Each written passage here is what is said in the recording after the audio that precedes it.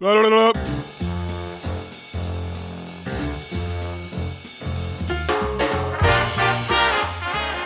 and gentlemen, welcome to the Fellowship. My name is Adam Hawk. He is Ryan Engle. Together we own and operate The Nation Golf Company, a small business specializing in the holy trinity of swank, timeless apparel, world-class events, and top-shelf content.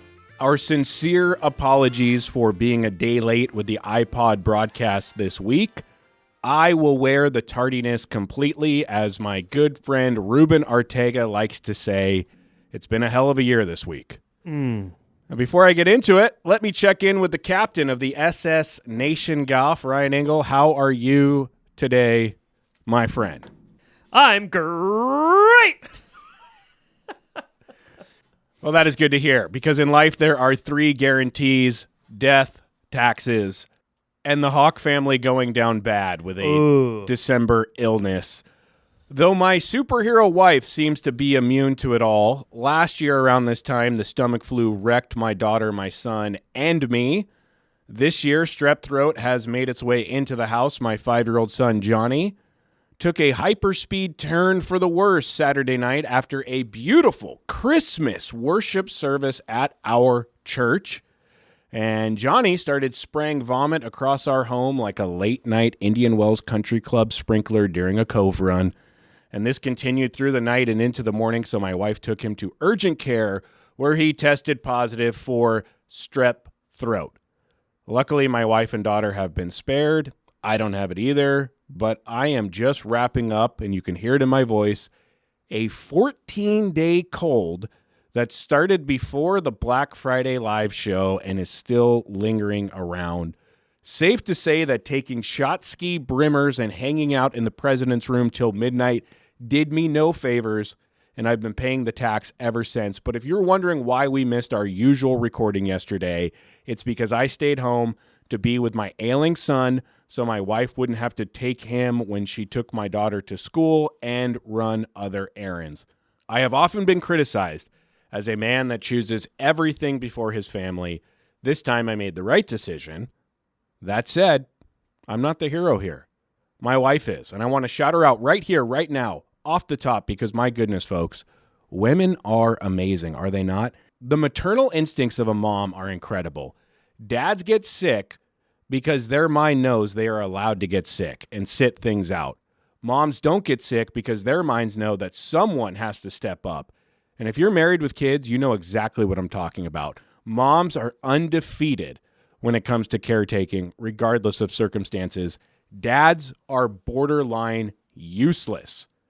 For the last 48 hours, my wife has been holding a barf bucket and getting yacked on by a kid with strep, and she hasn't slept more than 4 hours in 2 days. And she could do it all over again, whereas I'm dead-ass tired from a little head cold. So shout out to the superhero, the nurse, the Energizer Bunny, and the rock of our family, my wife, Mina. Now, the silver lining here is that I am on the mend just in time for the rest of the month and all the big things left on the calendar. Obviously, there's Christmas and New Year's, and I take an annual post-Christmas trip with another family, but staring us right in the face in less than 24 hours is our 8-person overnight road trip to Borrega Springs, where you, Ryan Engle, me, and 6 of our pals will descend upon Rams Hill Golf Club. And you love to see it. And you love to hear it, and you love to do it. We have a lot to do in terms of getting ready for the trip, but besides all the packing and steaming golf shirts today, are you excited for this trip? I am now. Hey, fellowship, some brown liquor, some red meat, some laughs, some banter, some good times. Oh, yeah, and a little bit of golf. A lot of ins, a lot of outs, a lot of what have yous. And you know what? I'm a big road trip guy. I like chopping it up. I should have said chalking it up with the guys in the car, stopping off for some beef jerky and some road sodas. You love to road trip. You do. And in my notes, it says right here, I love a road trip. Who doesn't? They are few and far between these days. What's your go-to snacky poo on a road trip stop? You're filling up the tank with some fresh 87 octane, You're about to just slide in there, and you don't even want anything. Right. You don't need anything. You sure don't. But you're going to get something. And of course you are. And what are you getting? Honestly, because I don't want anything and because I don't need anything, but I have to have something, I go with the David Extra Large Sunflower Seed. You're the sunflower seed guy. Absolutely. Wow. What's your go-to? I'm definitely a sucker for any type of bag of chips. But if I'm doing the road trip thing, I like to balance the salt, sweet, spice. I want that 7-Eleven umami. You know?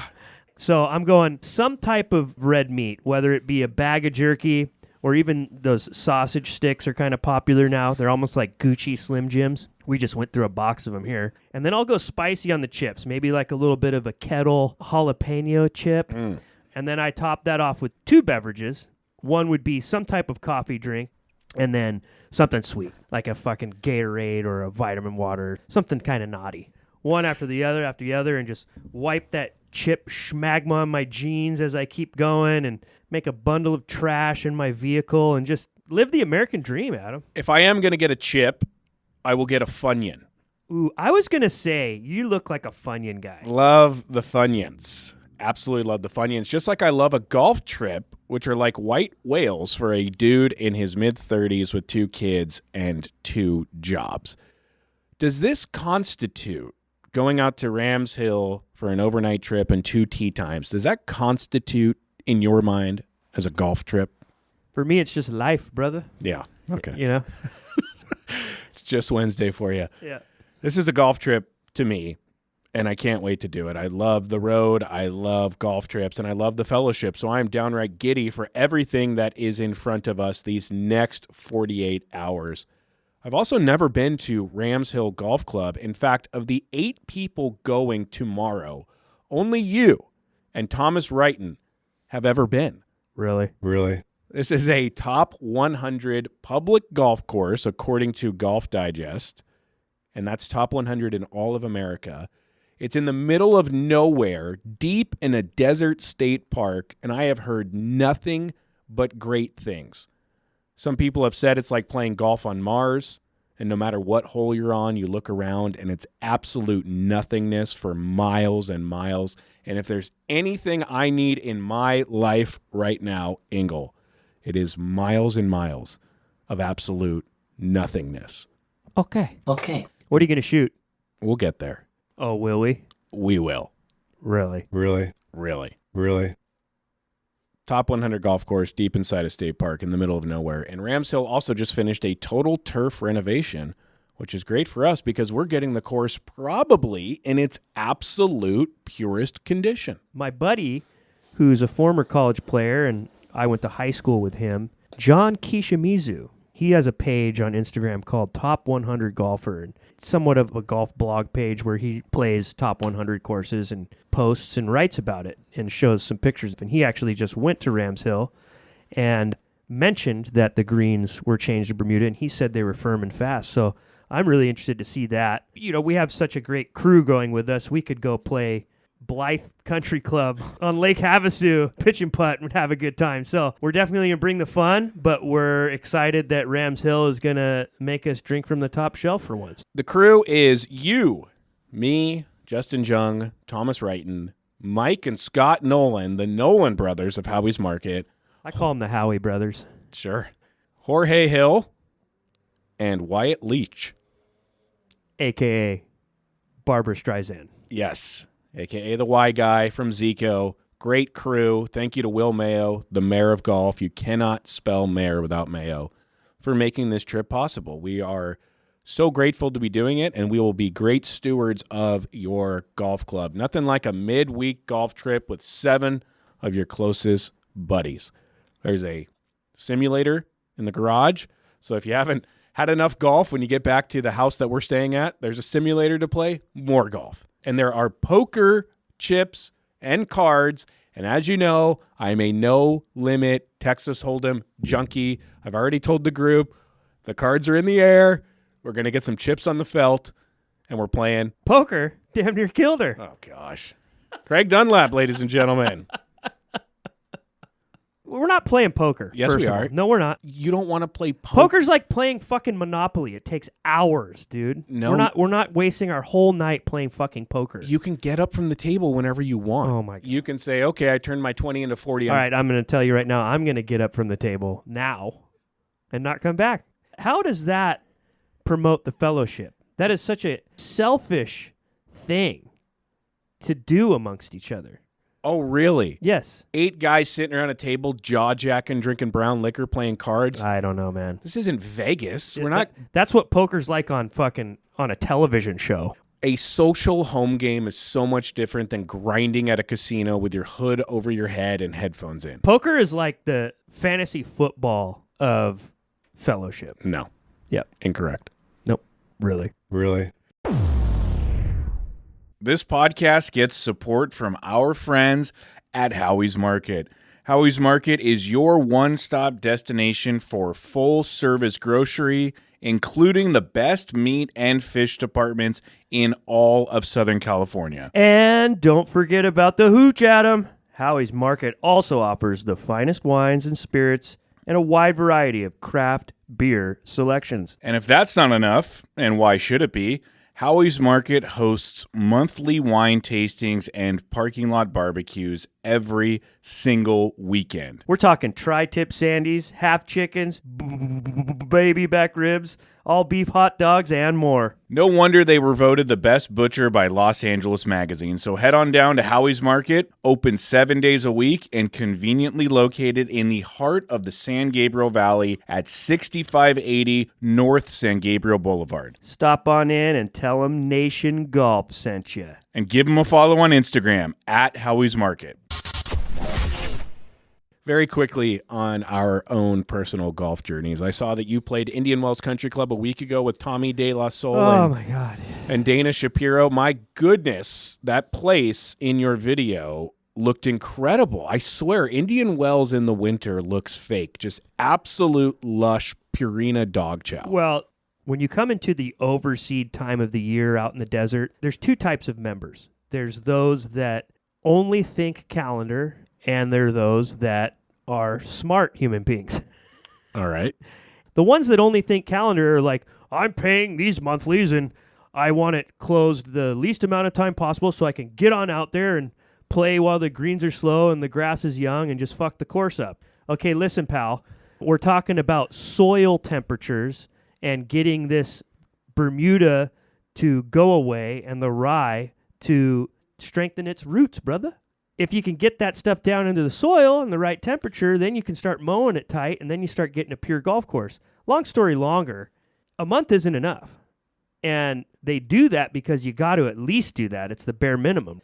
Indian Wells is blessed in the sense where they're a 36-hole facility. So they alternate the length of which one's open and closed so they can keep it closed longer because they'll shut one down, keep one going, and they kind of overlap that. They have the luxury of making the members happy by keeping some golf going in that time of year, and also the least amount of closure for the members for 18 holes, but they're getting maximum closure for the grass to grow for that. Anyways, long story even longer than that, we made the decision because of the soil temperatures and the length of prep it took to get rid of the Bermuda and prep for the ryegrass. We said, we're adding some weeks to this.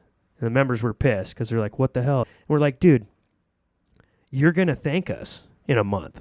And I had a little delivery over at the club. My friend Todd Frensley, shout out Oak and Anchor Golf, he's over at Bermuda Dunes. And he had to meet someone at my club to get something delivered, a little Christmas present. He was there, and he drove in, and he called me on the phone. He said, holy shit, this place looks amazing. And I was like, I know. He's like, what the hell? Bermuda Dunes doesn't look like this. And I go, I know. He's like, what the hell? And I said, I know. We stayed closed 3 weeks longer. And it helps. You're right. Those photos were amazing. We were on property, and even Tommy, who was there, who's a member at Lakina Country Club, and they've got the city budget for the Bob Hope, so they overseed like fucking crazy. They're known for being one of the most pure courses out there. And even he was like, holy shit, this place is filled. And what I mean by filled is the rye is a Ryan. Boy, I'll tell you, Adam, obviously you, myself, and our fellow loyal listeners know how much that place means to me. If you want the best Ryan Engle, one that will listen to your stories, engage, talk, be social, be happy, be carefree, really let his hair down, you want the Indian Wells Country Club Ryan Engle. Well, let's go right now. I am my best self on that property. I played golf on Thursday, work golf at Friendly Hills Country Club in Whittier after a meeting. Thank you to the club for hosting us and having us out. What a treat. If you have never played Friendly Hills, it has the apt nickname Unfriendly Hills because she is a very difficult track, very penal, very tight. Greens are insane, and some holes are damn near impossible. So I went out, high as a kite on Dayquil and Sudafed, dizzy as hell, and slapped around a very hard-to-watch 95. Wow. Is Friendly Hills a tough course? Yes. Was I ill when I played? Yes. But am I also just a horse's ass of a golfer right now? Absolutely, unequivocally, yes. You're shut in the face, dude. Folks, I am in a slump right now so bad that I am tempted to label it a soul-searching slump. Is the driver still not helping? The driver is the only part of my game where I would invite a crowd to watch me. Oh, we're going to find that out real quick. I quite literally Suck. have had no idea where the ball is going to go for 3 months. Long and left is not fun. No, it's not. But because I don't know where the ball is going to go, I don't know where to stand and set up. I don't know how I want to grip the club. I don't know what swing thought I should have. I don't know how I want to hit the ball. It is so bad, I don't even know what club to pull anymore. Shout out to short and right. Because short and right, you can make 18 pars short and right. Damn right. Long and left, you're padding the old index, if you know what I'm saying. Yep. My main miss is an unintentional draw that goes 20 yards further than I have ever hit any club in my entire life. Wow. My overcompensating miss is a dead straight ball that I start out to the right. I love those. Expecting a draw that doesn't happen. And it's hard to be mad at those because you hit it perfect. Right. So you're like, fuck. But you're just aimed horribly. Yeah, you're in a bad place right now. My short game sucks. My putting is awful. And I am just simply a really bad golfer right now who is completely lost. And for those keeping score at home, my career low handicap of an 11.8 is now up to a 12.2. Whoa. So I am going the wrong direction. Fast. Just in time for 2 rounds at Rams Hill, which rates as the 7th most difficult public golf course in all of Southern California. Really? Yeah, from the tips. Okay. Okay. From what I remember, it's pretty wide. I guess the greens are tough, and they're well guarded. I don't know. Who the fuck am I? In some sad news that will mean nothing to anyone except me, my work best friend, Jason Neibel at the SCGA, is leaving the company and moving out of state. Hey, Frank. If you've ever had a pal at work that you can't imagine doing the job without, and that person leaves, you know the feeling. It is a gut punch, and it blows, and it has ruined my Christmas. Thank you very much, Neibel. Thank you very little. But he is a big-time listener of the podcast and a supporter of Nation Golf and a fan of yours, Engle. So I will say this to him now. As the third son of 4 in my family who moved away from his 3 brothers 15 years ago to live in Southern California, Neibel, you have been like an older brother to me. You have filled that void and been a hell of a friend and a mentor and a buddy and a de facto therapist. And I'm really going to miss having you in my daily life. I am truly happy for you and your new opportunity and what it means to you and your family. But also, f*** you very much. I knew that was coming. So my work golf on Thursday gave me a chance to tee it up with Neibel for perhaps the last time, and it also yielded this observation when I arrived home. My wife, God love her, and I do, has never once asked me, how was golf when I return home from golf? Not once. Why would she? I don't know. But look, I get it. She doesn't like golf. She surely doesn't love that golf takes away her husband for half days at a time. And she wouldn't even know how to react regardless of what I said afterwards because she has no knowledge of the game. But still, she could go out and do anything. Go shopping at the mall, go to the dentist, go get a manicure, go to a filming of a Real Housewives reunion, go to Ralph's, go to anything that I have zero interest in. And I am still going to ask her how it was when she gets back. Does your wife, Ryan, ask you about golf when you get back from it? She does sometimes, but it's like, I'd rather her not. Really? Yeah. It's like, how was golf? It's kind of like the way your wife answers the phone when you call. Hello? Cool. There goes every last ounce of self-esteem I had that I was holding on by a fucking thread. Really appreciate it. How was golf? Why'd you even ask? It's resentful. You always come in half-cocked as well. No one's ever coming back from golf in their best state. And then you're always trying to hide how cocked you are. Yeah. I'm fine. I only had a couple. Are you okay? No, I just have a pounding headache. My back is sore. I smell like a goat. And 14 fucking Gatorades couldn't cure this right now. I just want to shut the lights off, hibernate, and tell everyone to fuck off. But you're like, yeah, sure, let's go to the dinner party. I think we just found out why our wives don't ask us about golf. Yeah, exactly. I mean, do you blame them? No. Golf is the greatest thing in the world. It's also the worst thing for a marriage. It's so true. I don't have a lot to say about the Hero World Challenge in the Bahamas other than Scotty Scheffler is insanely good at golf and has been so much better than anyone for almost 2 years now, which is a wild thing to say and a wild run to be on in an individual game that humbles even the people that have supposedly mastered it. It's not surprising that he won by a million shots. And if you want to take it away from him because it was a 20-man field, just understand that Scotty would have beaten a 20,000-man field this week. Let's say Scotty goes to live. Does he lose a tournament out there? I think what the Hero World Challenge showed that like a cherry-picked limited field event, who's beating him? That guy's C game beats the world right now. Correct. Crazy. I mean, I don't give that win any attention, but it just more strengthens the argument for Scotty Scheffler being on an absolute fucking heater right now. 100%. What I do want to talk about is Tiger Woods, the tournament host. Good on him for showing up despite not playing, but that's where the compliments end. This guy joined the broadcast booth on Sunday for the final round. He was dreadful on the microphone. He added nothing, and he really cemented just how bad he is at public speaking, something we have all known for a long time. But that's fine. I don't think broadcasting is in his future. Well, it was really tough. Really tough. But did you see what he was wearing? Dude was wearing his Sunday golf getup. Black slacks, tucked in red polo, black hat. Guy looked like he had just walked off the 72nd hole. Tiger Woods, in that getup, looked like a baseball manager in full uniform for a game that he's not playing in. Except that's normal for baseball skippers. Wearing your Sunday kit, perhaps the most recognizable Sunday ensemble, to a broadcasting gig is wild. He looked like Tiger Woods dressing up as Tiger Woods for Halloween.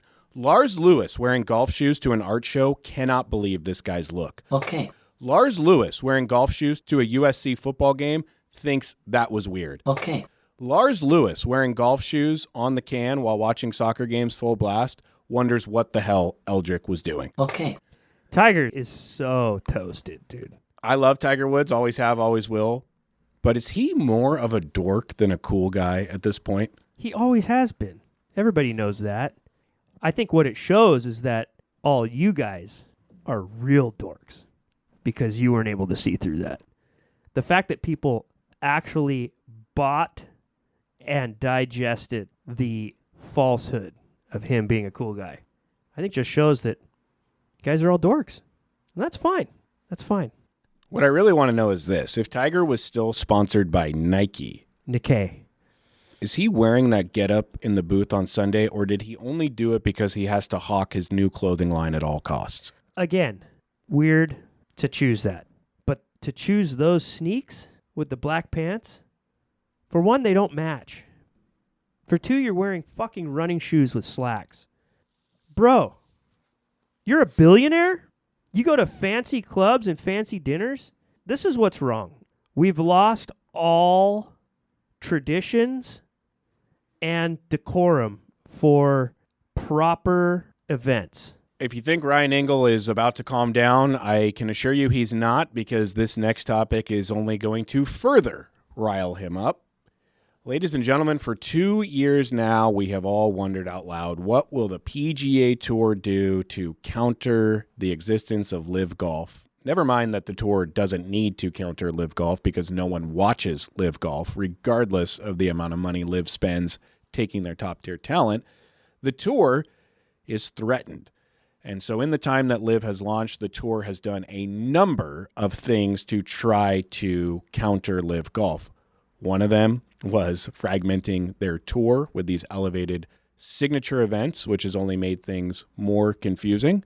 The other thing is launching a fake simulator league at a community college in Florida inside an inflatable dome. We'll see how that pans out. And now they have announced, as of this weekend, the Creator Council. What is the Creator Council? According to the Tour's caption on Instagram, quote, the Tour is teaming up with the top golf content creators. The Creator Council will discuss fan engagement strategies, collaborative content opportunities, the evolution of the Creator Classic, and much more. The Creator Council is made up of 9 people. They are Tisha Allen, Brian Brothers Golf, Eric Anders Lang, Roger Steele, Paige Spiranek, Bob Does Sports, Foreplay and Barstool Sports, and No Laying Up.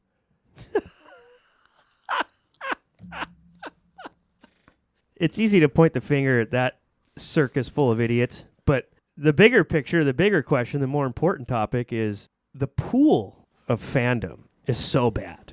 That's what this is about. They hire those bozos because they need to figure out a way to reach the rest of the bozos. May I say, before we continue on with this topic, that not everyone on this Creator Council are created equally. No Laying Up is a fantastic media outfit that does a very good job at covering golf at all levels, including the LPGA Tour.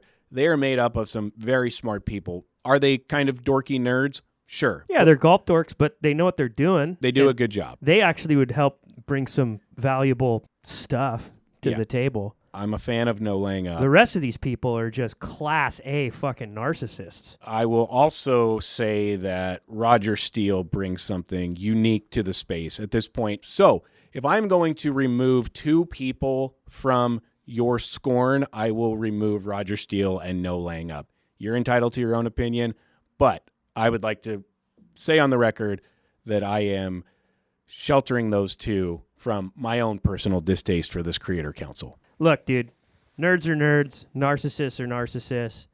Do I understand why the Tour is trying to hire these bozos to connect with this brigade of new bozo golf fans? Yeah, makes total sense. Is it stupid, cringe, laughable? Of course. That's low-hanging fruit. Everybody knows that. But let's be real. Let's be real for 1 second, guys. I'm not Mr. Cancel Culture guy. I'm all for people having the freedom of thought, the freedom of speech, the freedom to vote with your wallet where you see fit. But I'm also a big proponent of decorum, respect, right place, right time type of thing. We just touched on that a second ago. You can go down this whole list and you can make an argument for all these people. You cannot, in a million fucking years, make an argument for Paige Spiranek, or whatever the fuck her last name is, to be on this council. That is so out of bounds, out of touch, inappropriate. You're going to have a major corporate entity that rubs elbows with legacy mainstream media and major corporate sponsorships and charitable organizations, and you're going to have a woman on there that has pay-to-play subscription to see softcore version of her body parts playing golf? Are you fucking kidding me? This is a person who purposely wears inappropriate attire on the golf course without bras and does slow motion zoom in videography of her chest while she's swinging. That's who you're going to have on your board? Someone who objectifies women while using golf as a vessel for her own financial gain and attention and narcissism? Go through the comments. Go through all of her interactions. Everything has a sexual innuendo. So as a tour, you're going to gift her this opportunity to join, and you're going to show these future female golfers that this is a lane to the top to objectify yourself in a sexual manner, being inappropriate on the golf course. Get the fuck out of here. And all you simps that follow her and think she's good for the game, unfollow me, unsubscribe, take a fucking lap. Because this is absolute trash and you are all exposed, and the PGA Tour should be fucking ashamed of itself. I'll say this about Paige. All I can do is take the PGA Tour at its word, which in their caption they said the Creator Council will discuss fan engagement strategies, collaborative content opportunities, and much more. So the question I would ask the tour is, what question are you going to ask Paige about fan engagement strategies? Because if you follow her or know how she engages with fans, if she truthfully answers that question, what is the tour going to do with that information? We know how she engages fans. And by the way, like you said at the top, totally her right to do that. Nothing against it at all. There is a huge market for sex. There always has been. There always will be. The golf space is dominated by men. And so she is having a lot of success in that space. However, I don't know what she will particularly add to the conversation in terms of how do we engage with fans, Paige? Because in my mind, from what I've seen, she has one clear answer, and I don't know what the tour is going to do with that or why they even need to ask her what her engagement strategy is when it is fairly obvious. Well, she has two answers, a pair of them, apparently. I'm sure there's going to be a lot of kooks who are going to have a problem with my take. Bring it, pal. Having her a part of this thing is fucking blasphemy.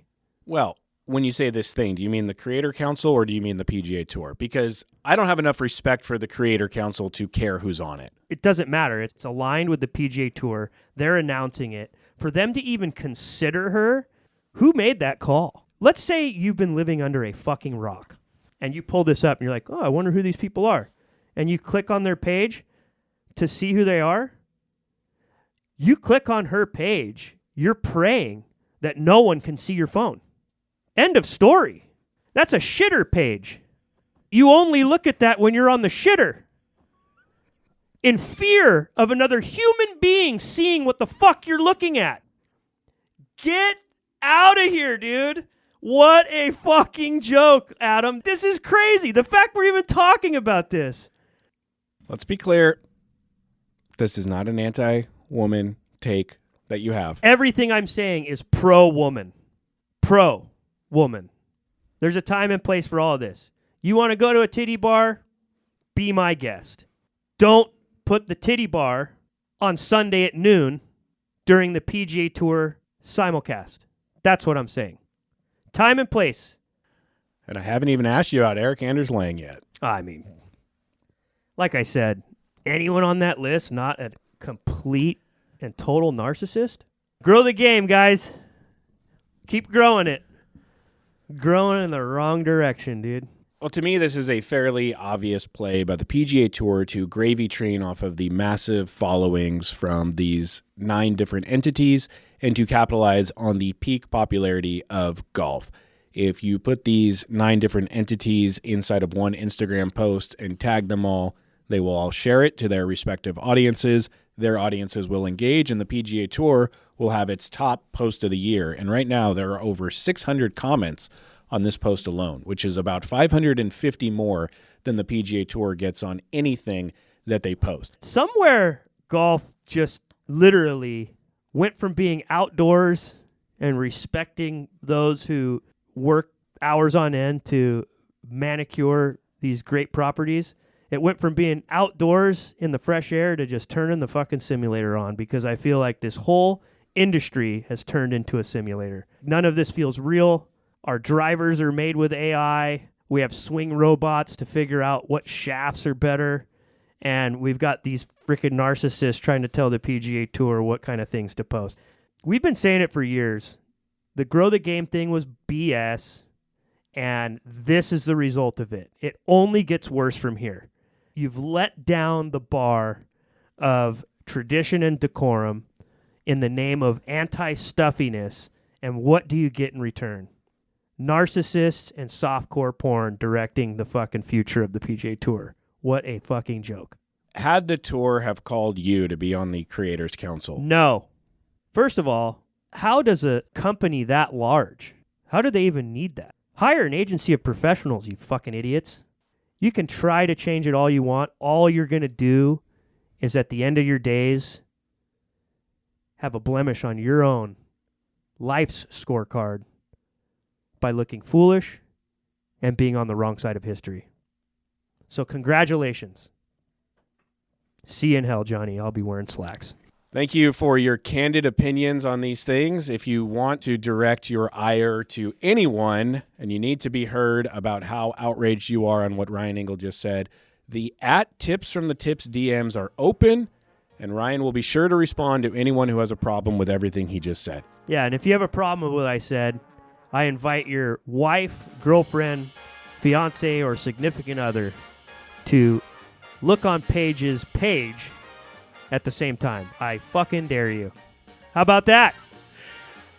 And on that note, folks, that's going to do it for the fellowship. Thank you so much for listening. We are off to Rams Hill, and we will talk to you next week.